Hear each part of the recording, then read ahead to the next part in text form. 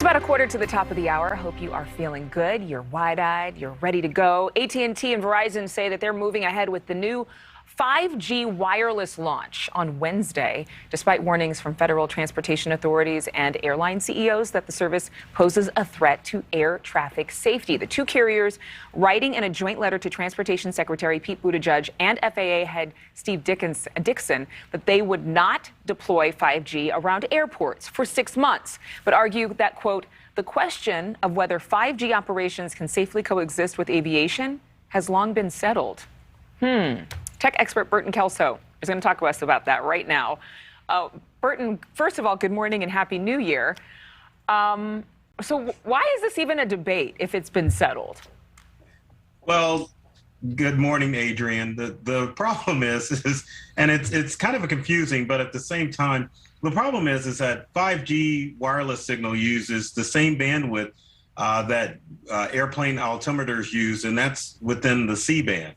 So the the FAA thinks that there's still a problem or possibility that 5G wireless using the C-band can cause problems with airplanes in inclement weather, that airplanes use the wireless radio altimeters to land in inclement weather, and they don't want to take a risk that a 5G signal can cause an airplane to have problems or to delay air flight because a plane can't land and would have to be diverted to another airport or circle until conditions are better. So that's the big debate between the FAA, the FCC, AT&T, and Verizon. Okay, so they're talking about avoiding airports completely for 6 months, and this is actually something they're doing in France. But then after that 6 months, are they going to have 5G everywhere? I mean, what's going to happen after 6 months?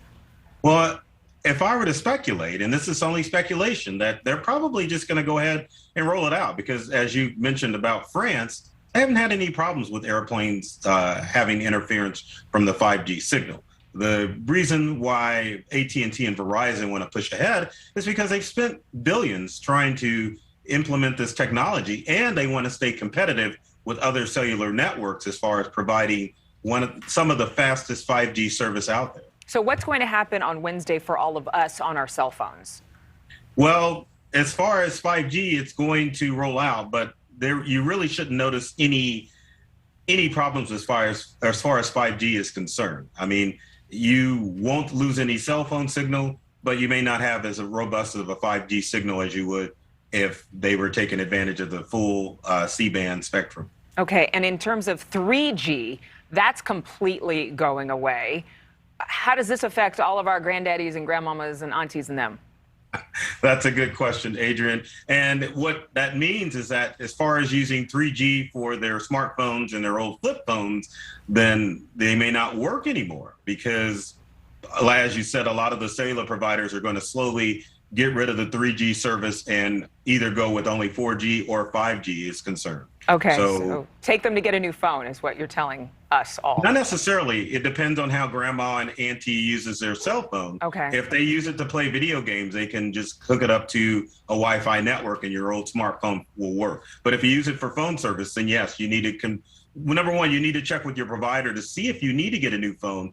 Some older phones can be upgraded to at least 4G service, so you may still be able to use your old smartphone. All right. Thank you so much, Burton Kelso, for being with us. Thank you. Still ahead. Thank you so much for watching. Make sure to click on the red subscribe button below so you can get more of News Nation's fact-driven, unbiased coverage.